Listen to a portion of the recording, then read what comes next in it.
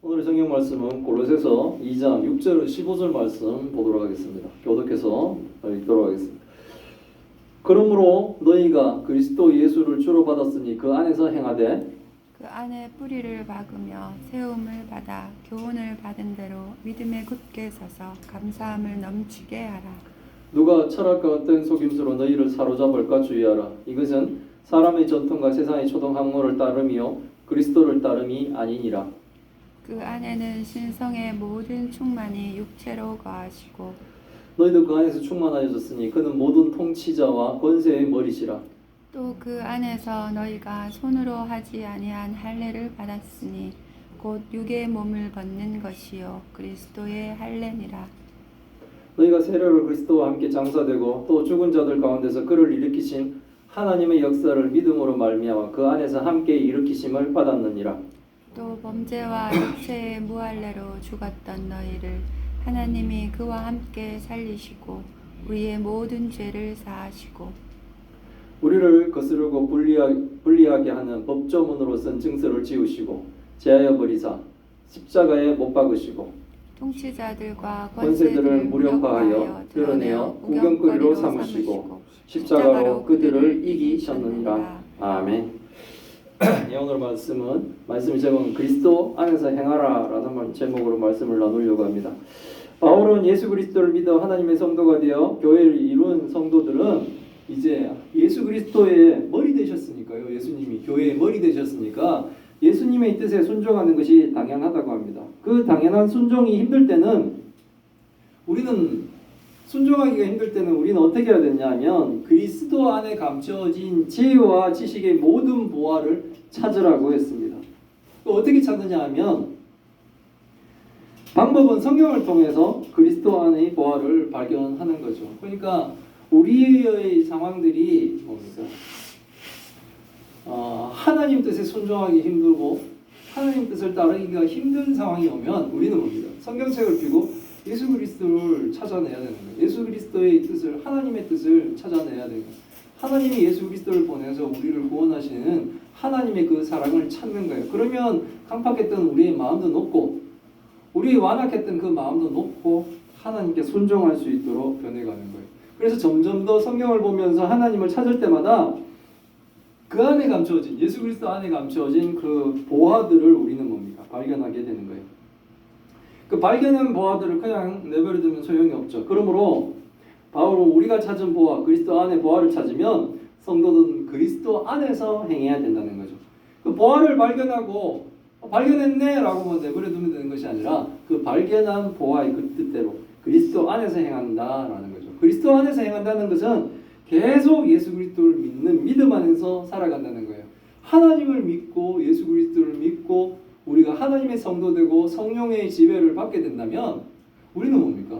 죄를 안 지으려고 하죠. 죄가 미워지죠. 이 달콤하게 유혹하고 있는 이것이 결국은 나의 심령을 찌를 비수가 될 것이다 라는 것을 우리는 알게 되죠. 그러면 멈추는 거죠. 그 단맛을 계속 뭡니까? 맛보며 가다 보면 우리는 뭡니까? 병들어 쓰러지죠. 그러니까 그렇게 살지 않도록 하는 거예요. 그게 바로 예수 안에서 사는 거예요. 성도는 그래서 예수와 그리스도 안에서 행해야 되는 겁니다. 바울은 그리스도 안에서 행하는 것을 좀 더 자세하게 가르쳐 줍니다. 그것은 그리스도 안에 뿌리를 박으며 세움을 받는 교훈대로 믿음에 굳게 서서 감사가 넘치게 하라는 거죠. 우리가 믿음에 굳게 서게 되면 감사할 수 없는, 우리가 환경적으로 우리가 불신자였다면 도저히 감사할 수 없는 이 환경을 부딪혔음에도 불구하고 우리가 예수 그리스도를 믿음으로 예수 그리스도를 통해 감사하는 삶을 살 수 있게 된다는 거예요. 이게 참으로 불가능한 일 같지만 이 가능해지는 거예요. 많은 사람들이 힘들고 어려운 고통을 성도들도 겪을 때가 있죠. 왜? 사회의 물결이 그렇게 쳐갈 때 성도도 그 사회의 물결에 휩쓸려 갈 수가 있죠. 그 고통 가운데서 우리가 다른 사람들은 하늘을 원망하지만 우리가 하나님께 감사할 수 있는 것은 이 모든 구원의 여정 가운데 하나님이 반드시 우리를 붙들고 계시다라는 그 믿음, 그리고 하나님이 우리를 그 가운데서 지켜주신다는 것, 그리고 그게 실질적으로 그 일들이 이루어지기 때문에 우리는 뭡니까? 하나님께 감사할 수 있는 거예요. 믿음은 자신의 환경이 한숨이 아니라 감사가 되는 환경으로 바꿀 수 있는 감사가 될 수 있는 이 환경으로 바꿀 수 있는 정말 뭡니까? 신비한 힘을 가지고 있다는 거죠. 부자들은 이해 못할 그 가난한 자들의 그 마음의 평강, 이 오직 예수 그리스도를 믿는 자들에게만 이루어지고 있는 그 이 신비한 힘, 그 힘들을 하나님을 믿지 않는 사람들은 도저히 뭡니까? 사실은 경험할 수가 없다는 거예요. 왜? 그들은 오직 현실적인 눈앞에 보이는 것으로만 좋고 나쁘고가 결정되기 때문에 그렇습니다. 하지만 우리는 뭡니까? 초월하신 하나님 때문에 우리는 그 모든 것들을 뛰어넘을 수 있는 뭡니까? 믿음으로 감사를 하나님께 드릴 수가 있는 거예요. 믿음이 상실되어 버리면 어떻게 될까요? 불안과 공포죠. 두려워서 왜 두려워질까요? 내일을 장담할 수 없기 때문에 그렇습니다. 내일을 장담할 수 없는데 나를 도울 자가 없는데 자기 스스로 해야 되는데 내 능력은 뭡니까? 완전히 바닥이지 않습니까? 내 능력에는 한계가 있지 않습니까? 그러니까 믿음이 약해지고 믿음이 없는 자들에게는 좌절하고 원망이 생기게 되는 거예요. 그러나 하나님께 대한 믿음이 그리스도 안에서 확실한 사람은 세상을 주관하시는 하나님이 믿어지니 세상을 주관하시는 하나님이 그리스도를 십자가에 내어주실 만큼 나를 사랑하셨는데 그런 나를 도우시지 않겠느냐라는 믿음으로 평강을 누리며 하나님께 감사할 수 있게 되는 거예요. 지금의 환난의 시기 고통스럽죠. 하지만 하나님을 믿지 않는 사람은 그저 절망할 수밖에 없죠. 왜냐하면 답이 없어서 그렇습니다. 근데 하나님을 믿는 사람들은 이 환난도 결국은 지나갈 환난이라는 것을 믿게 됩니다. 왜? 하나님이 주관하시기 때문에 그렇습니다. 하나님이 성도를 지키시고 보호하시는 분이니 하나님이 주관하시는 이 세상이기 때문에 지금의 환난도 결국은 지나갈 것이다 라는 것을 믿고 생각하니 안심이 되는 거죠. 그러니 또 하나님께 감사드릴 수가 있는 거예요. 이렇게 사는 것이 바로 그리스도 예수 안에서 행하는 겁니다. 그러니 뭡니까? 남한테 원한을 품고 악한 감정을 가졌던 것을 뭡니까? 스스로 뭡니까? 이제는 내버려 두죠. 정말 갚아야 될 원수라면 하나님이 하실 것이다 라고 하나님께 내어놓고 자기는 뭡니까? 자기의 그 삶을 다시 평온하게 살아갈 수가 있는 거예요. 바울은 고레세 성도들을 누군가 철학과 헛된 속임수로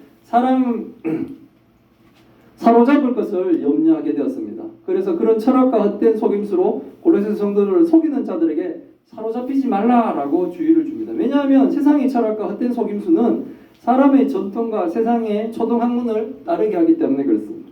그것은 그리스도를 따르는 것이 아니에요. 철학은 결국 사람의 지혜에서 나온 학문인데 이것은 결국 뭡니까? 구원을 이룰 수가 없는 학문이에요. 그러니 헛된 속임수죠. 그 헛된 속임수에 불과한데 사람들은 거기에 뭡니까? 빠져들고 열망하게 되죠. 가치가 없는 거예요, 사실은. 근데 뭡니까? 거기다가 막 엄청난 가치를 두죠. 구원도 없어요. 아무것도 없는 허망한 것인데도 불구하고 거기에 막 이렇게 철학에 빠지고 막 그렇게 하는데 결국은 뭡니까? 헛된 속임수. 우리를 구원에 이르게 할 수가 없다는 거죠. 그리스도를 따른 사람들은 이런 속임수에 넘어가지 않는 것이 정상이라고 합니다. 하나님은 철학도 주의하라고 하셨는데 하물며 점보고 점치고 무당 같은 신접한 자들을 말을 따르는 것, 그것은 결코 뭡니까? 하나님의 뜻이 아니라는 거죠. 우리나라는 뭡니까? 유교라는 이 사상이 되게 강력하게 우리의 사회의 전반적인 부분들을 지배하고 있죠. 지금도 뭡니까? 불신자 가운데서 왜 예수 그리스도를 믿지 않느냐라고 하면 제사 때문에 안 믿는 사람들도 상당히 많은 거예요. 근데 이 유교적인 정통이 그렇게 우리나라의 오랜 뭡니까? 5,000년의 역사 가운데 아주 10분의 1도 안 되는 그 기간에 이루어졌다는 거죠. 어디서 들었는데 흥부놀부라는 이 소설은 조선 초기에는 나올 수도 없었고 나와봤자 사람들한테 이렇게 실감이 되지 않는다 그래요. 이거는 조선 후기로 봐야지만 생긴대요. 왜 그러냐면 흥부가 놀부한테 이제 곡식을 좀 얻으려고 갔다가 매를 맞고 오니까 흥부 부인이 막 속상해서 밖에 나가고 막 하는 소리가 있대요. 누구는 장남으로 태어나가지고 조상에게 제사 지낸다고 쌀이 그득그득 할 정도의 그 재물을 받고, 누구는 평생 열심히 막 한번 벗어나려고 발버둥을 쳐도 요 모양 요 꼴로 사니 어디 가서 팍 죽었으면 좋겠다라고 하는 대사가 있더라고요. 그러니까 지금 이 제사 지내는 이걸 담당했다고 해서 장남한테 재산이 다 몰빵으로 가버리는 거예요. 그러니까 나머지 형제들은 그러면 이 장남은 몰부 같은 사람들은 그걸 잡고 동생들을 좀 보살펴 주지 않고 어떡합니까? 자기만 하는 거예요. 그득그득한데도 불구하고 동생들은 뭡니까? 가난해서 배고파서 죽어가 나는데도 돌보지 않으려고 하는 거예요. 근데 이거는 조선 후기에나 이루어졌대요. 조선 초기만 하더라도 형제간에 다 평등했고 심지어 남녀의 부분도 없을 만큼 평등하게 재산의 분배들이 이루어지고 했기 때문에 흥부놀부는 흥부전론이라는 이 소설은 조선 초기에는 맞지 않다는 거죠.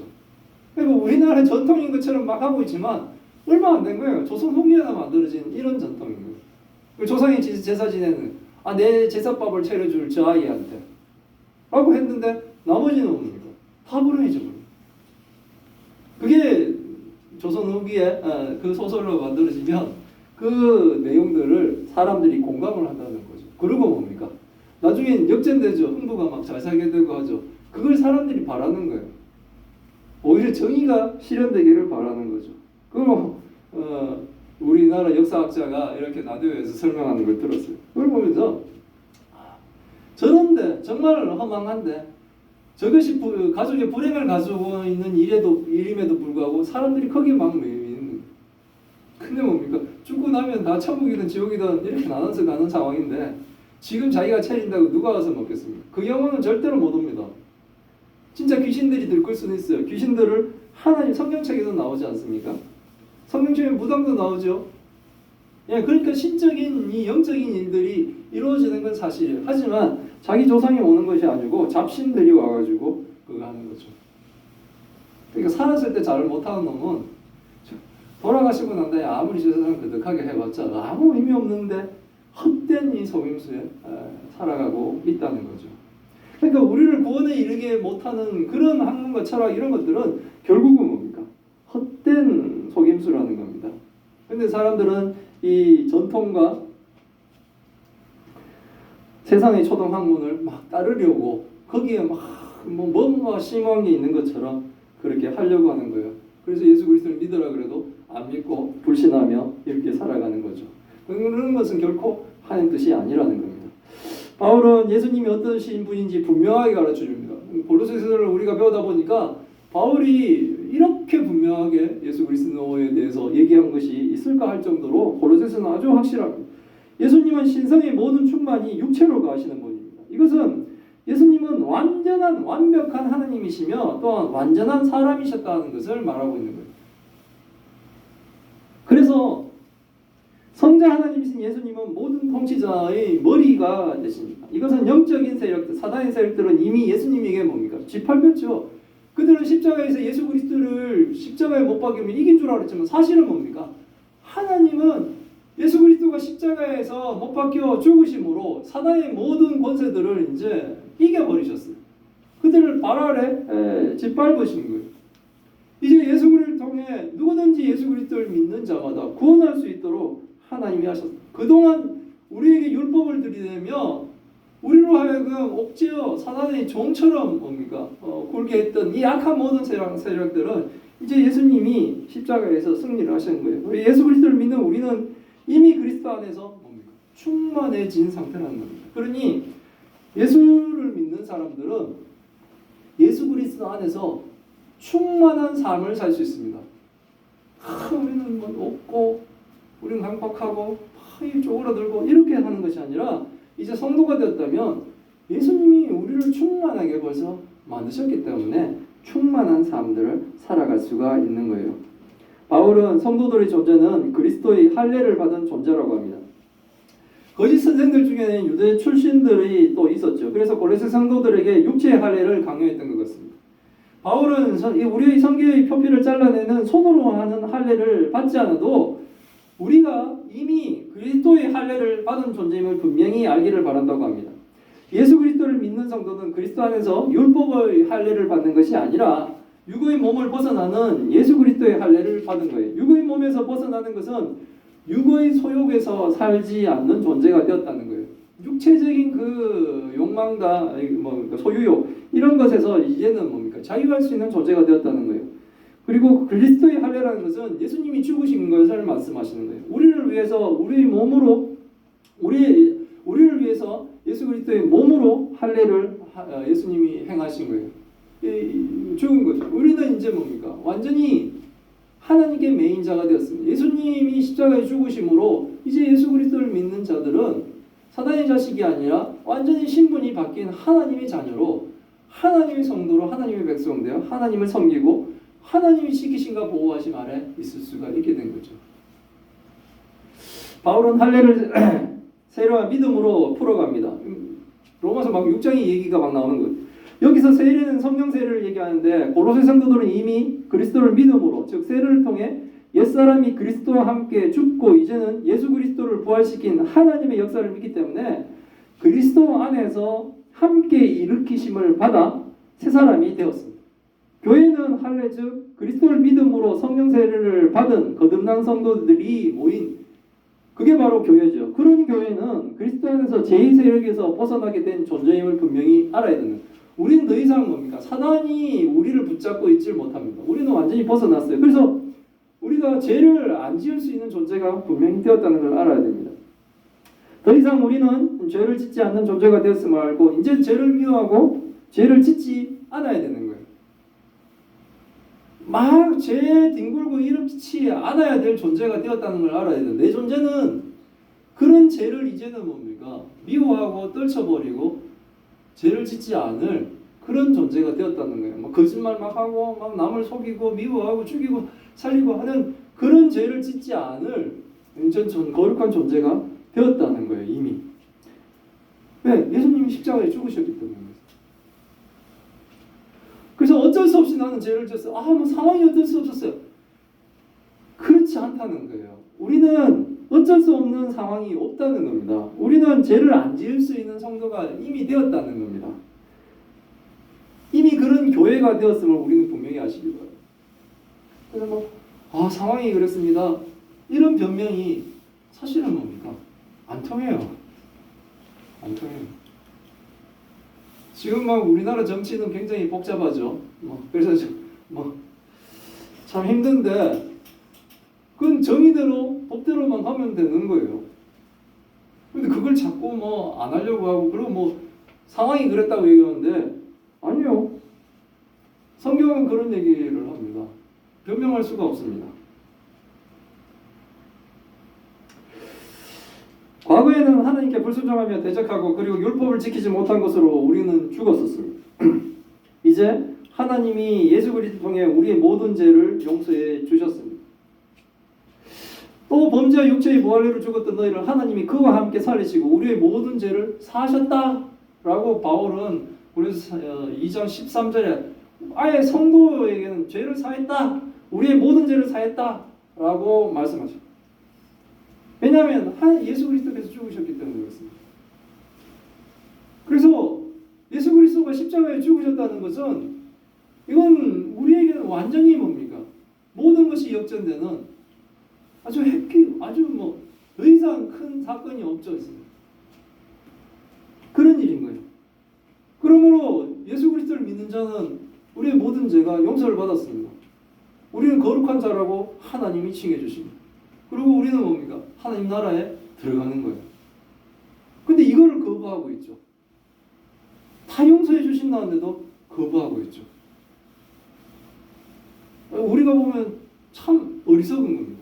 예수를 믿어 구원 받으세요 라고 하는 그 이야기가 얼마나 그 사람한테 중요한 일인지 모르고 있는 거예요. 그걸 자꾸 이제 우리는 가르쳐 줘야 될 의무를 가지고 있습니다. 저도 성경을 통해 성도들에게도 가르치고 사람들에게도 가르치고 해야 될 의무를 가지고 있는 거예요. 우리의 저주는 율법을 근거하여 사실은 고발을 당했죠. 그러나 예수님이 십자가의 죽음으로 고발된 우리의 모든 죄의 형벌을 다 받으셨습니다. 하나님은 십자가에서 우리를 죽음으로 몰고 가던 증서, 즉 법조문인 율법을 지우고 제하여 버리시기 위해 예수 그리스도를 십자가에 못 박으셨다는 거예요. 율법의 조문대로 따지면 이게 한 번만 지킨다고 되는 것이 아니라 매 순간 매일 평생을 지켜야 되는 거기 때문에 이 율법의 조문대로 살지를 못하는 거예요. 오늘은 다 지켰는데 내일은 뭡니까?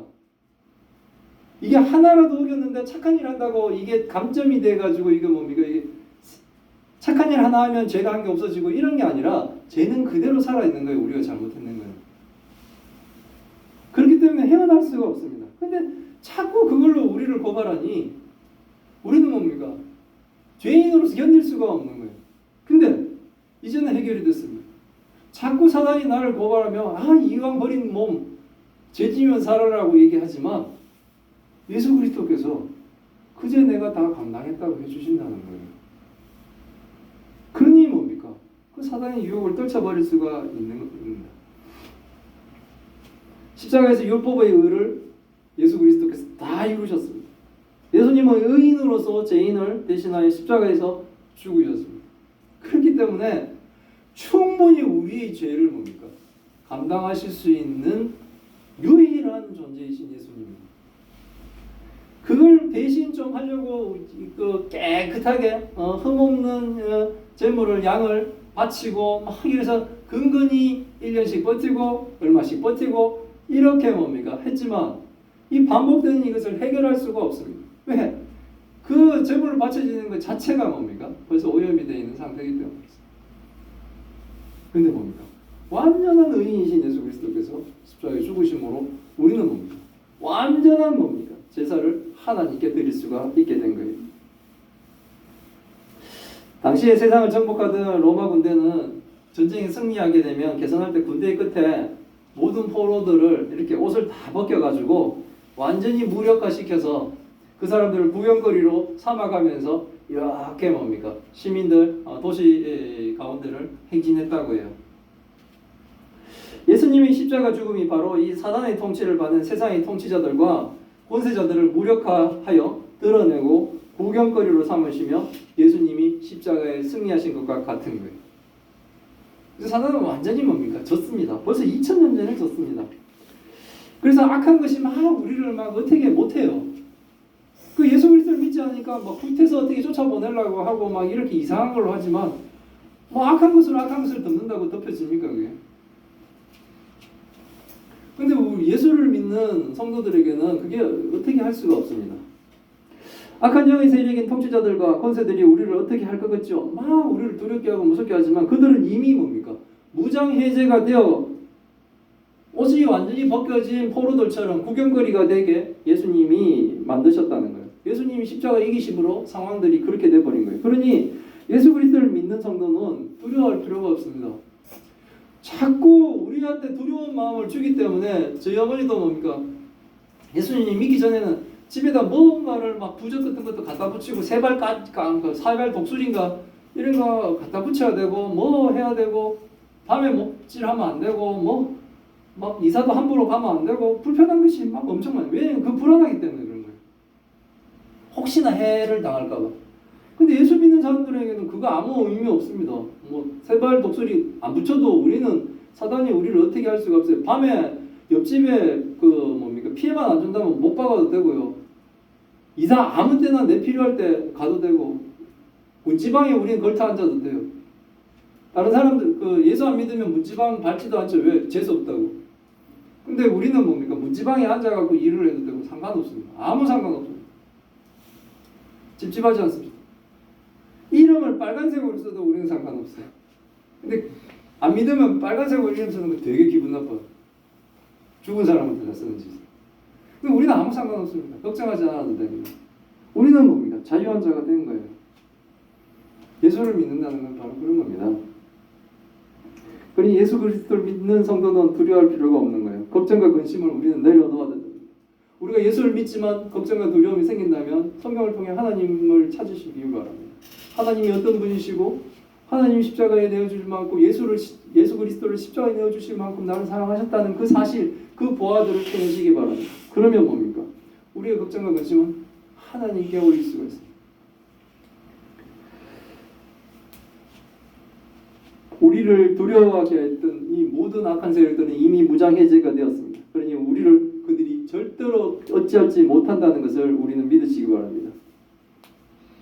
계속 누누이 반복해서 얘기하지만 이유는 예수님이 이미 승리하셨기 때문에 그렇습니다. 이제 성탄절이 오죠.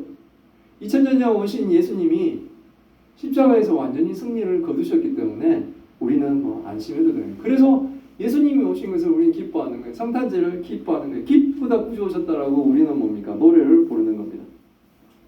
예수님의 십자가 승리로 우리의 죄의 문제는 해결되고 사단은 패배하였습니다. 그렇기 때문에 이제 예수 그리스도를 믿는 자, 교회와 성도는 예수 그리스도 안에서 예수를 따라 행할 수 있음을 우리는 분명히 아시기 바랍니다. 우리는 예수님께 순종하며 살 수 있는 사람들이다 라는 것을 아셔야 된다는 거예요. 우리는 예수를 주로 받았으니 주 안에서 행하고 사단에 의해 만들어진 철학과 헛된 속임수를 따르지 말아야 되는 겁니다. 이것이 주를 믿는 자가 예수 그리스도 안에서 행하는 일입니다. 다들 예수 그리스도 안에서 행하시기를 바랍니다. 아멘. 아멘. 네, 기도하겠습니다. 하나님 감사합니다. 오늘의 말씀을 통해 하나님 뜻을 알게 하시니 감사드립니다. 하나님, 우리의 믿음이 그리스도 안에 뿌리를 박으며 세움을 받기를 원합니다. 성경을 통해 주께서 가르쳐 주시는 교훈을 받은 대로 믿음에 굳게 서게 하여 주옵소서. 그래서 하나님께 감사가 넘치게 하옵소서. 우리가 하나님께 감사하지 못하도록 우리를 방해하고 막아서는 철학과 헛된 속임수에 사로잡히지 않게 하옵소서. 사람의 전통과 세상의 초동 학문으로 인하여 우리가 그리스도를 따르는 것이 방해받지 않도록 도와주옵소서.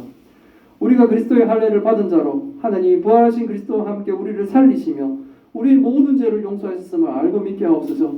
우리를 거스르고 불안하게 하는 이 법조문으로 쓴 증서를 지우시고 제거하셔서 십자가에 승리하신 예수님만 믿으며 이미 예수님이 십자가에 승리하셨고 이제는 우리도 죄에 대해 승리할 수 있는 존재가 이미 되었음을 분명히 알고 날마다 승리하는 교회와 성도가 다 되게 하여 주옵소서. 항상 그리스도 안에서 행하는 참교회와 참성도가 다 되게 하옵소서. 하나님, 더 큰 병으로 고통받고 있는 주의 딸들을 기억하여 주옵소서. 하나님, 잊지 말아 주옵시고 그들을 아버지 하나님의 놀라우신 능력으로 치유하여 주옵시고 하나님, 우리가 모두 기뻐 하나님을 찬양하게 하여 주옵소서. 또 힘들고 어려운 시간 보내고 있는 그 가족들도 하나님 위로하여 주옵시고 이 모든 것이 다 합력하여 선을 이룬다는 것을 믿으며 하나님이 우리를 하나님을 우리가 기뻐 찬송할 수 있도록 하나님 도와주옵소서. 이 모든 말씀 우리 주 예수 그리스도의 이름으로 기도드리옵나이다. 아멘.